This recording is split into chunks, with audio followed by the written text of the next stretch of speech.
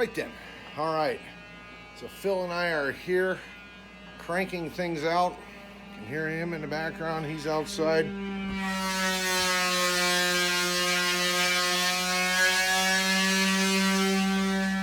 Sanding all the cabinet doors and drawer fronts. He's still got 1, 2, 3, 4, 5, 6, 7, 8 more to go. Now, Phil does quality work, right? So he's doing a good job, right? But we're polishing a turd, so we don't necessarily need to do a good job, but he is. That's just how he's wired. Love the guy, right? I've been in here making the face covers for the cabinets and putting those on. And this is where I'm at with that. So you can see here, just a piece of hardboard over the top of the crappy plywood that was used to build these cabinets. Here's an example of the cobbled up. You know, we got a butt joint right here. Got another butt joint up there. This is actually one of the better looking ones compared to the other ones that were in here that are now covered up. But I've got the bottom covered, the top covered. I've got the area under the sink covered. I even got over here, side panel over in the corner done. So those are all ready. I'm waiting on Phil.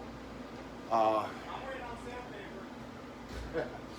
And it's gonna take both of us because this guy's 88 inches long, so I'm gonna get his help hanging that. But yeah, so he's fast burning through sandpaper. I didn't even consider that. Can't think of everything, I guess. So I brought along a packet of sandpaper, and there was like 6 sheets in it. Expensive stuff too. And he's out. So the combination of the varnish on the doors and all the grease buildup on the doors is gumming up the sandpaper really fast. So he needs more sandpaper. So I gotta run down to Charlie's and get some of that. But we're making progress here, and then the next big thing is, you can see all the openings in that cupboard. I'm literally covering them up. They're somewhere in here, right? There's the bottom right there. So I drill a hole through the opening here, and I take my trim router and I router out the opening with the router. It's the fastest way to do it. Instead of measuring, trying to get the measurements right, cut out each opening with a saw, you just do it with a buzz cutter. So my router I have set up with a special trim bit, and the bearing on that is kind of monkeyed up, but this part here does the cutting, this part does the rolling over the wood. You set your depth up and down, and then this will prevent you from cutting in too far, and you can literally router out an opening in a cabinet.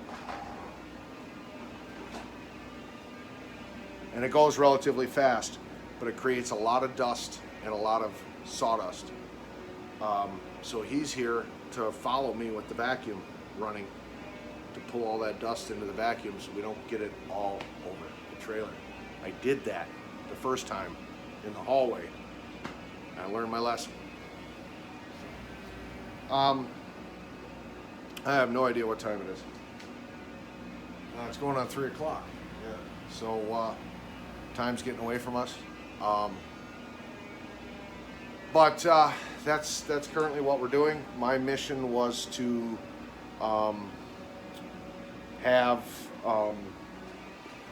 Phil to make the beams. I bought the boards, the 2x6s to make the beams for the ceiling, and then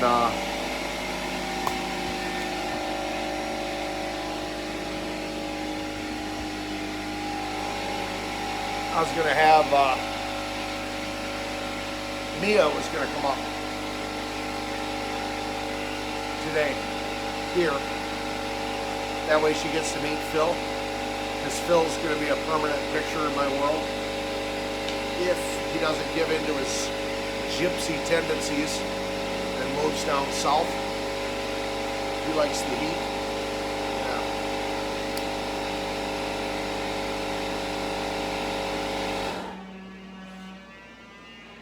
So he's talking about doing that. So another friend might vanish, but he's a gypsy of sorts. So, but anyway, Neo's gonna come up and help me tomorrow pin those beams to the ceiling. So tonight I want to have them stained, let the stain dry overnight, and then tomorrow morning polyurethane them, and then pin them up, and then go home. Yep. And it'll be a good weekend worth of work. Plus I'll get some time up at the lake house to decompress a little bit before I gotta go back to the job Monday. Yep. So that's just a progress update where we're at. It's a big help to have him out there doing that. It would take me a whole day to sand those doors, and then they got to be painted. Yep. Along with the faces on the cabinets, the new faces got to be painted the same color as the door. I know I won't have enough paint. I'll have enough paint to paint the faces today, but I'll have to go to Menards and get another quart of paint to do the doors and the trim. I bought a big bundle of trim, more wood trim, to trim out around that kitchen. Do some things in there, so yeah. Now, we might have a possible new miracle in the works. And I say possible because I'm dealing with Frank Novotny. I don't think I ever told you that story. Frank has family in this park. His brother-in-law is friends of mine two doors down, kitty corner. And his ex-wife lives in this park, and his son lives with mom in this park. I don't recall ever seeing him here. I don't know. Frank he's elderly guy. He's a little off. This guy saw my Jeep, told the people over here that he was interested in buying my camp. He's not hurting for money. I think back in the day he worked the oil pipeline. He's from Alaska. He's a native. And he's got money. So he says. Just like Mia, I have not seen proof of this money. But he does have some nice vehicles and whatnot. But anyway, he was driving around today in here. Phil and I are sitting on the porch taking a smoke break. And he stops in. And what you doing? He's got a very strong, like, Slavic accent. It's hard to understand him. He wanted to trade a pickup truck he had straight across for my Jeep because he has a motorhome and he wants to travel the country and tow my Jeep behind the motorhome so he can get around. I didn't do it. It was a nice looking truck. It was a Ford F-150. I didn't do it. Probably should have. Probably still could. But, man, I think my Jeep's worth more than what the truck is. So that's why I'm holding back. But I don't know. But anyway, he's like, what are you doing? I says, oh, me and my buddy Phil are here remodeling this place, working on the remodel because I'm selling it. Oh, you sell it? I go, yeah. and he's interested in buying it. I have cash. What are you asking? I said 20G. He goes, I pay you with cash.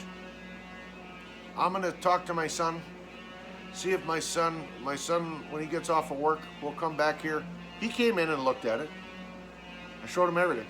Showed him all the work I did. Showed him the tiny man shop. Oh, it's got 220. And I said, yeah, it's got a 100 amp service panel here. I said, I ran my welders in here. Oh, I have a welder. I'm like, well, you can plug it right in. So he checked it all out. He loved it. He's going to bring his son here because his son's going to live with him. And it's perfect. It's 2 bedroom, 1 bath. He said it's kind of like what he has already. He lives in a trailer park on the other side of town. He says the lot rent there is almost $600 a month. And here it's only $410. So he's very interested. And if he's gonna pay me with cash, that's the miracle I'm talking about. Remember I said 1 in a million comes along and is willing to pay what I would like for the building in cash? It's Frank. Maybe. We'll see. If he puts his money where his mouth is. He also was interested in buying my camp. I pay you cash. Okay. That never happened. Once he found out all the rules from the association, no, he didn't want that.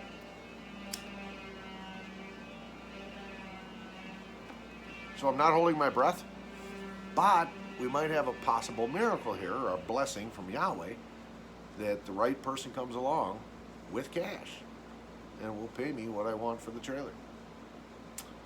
Fingers crossed. All right, I better get to the hardware store because I think Phil's out of sandpaper. So, talk to you soon.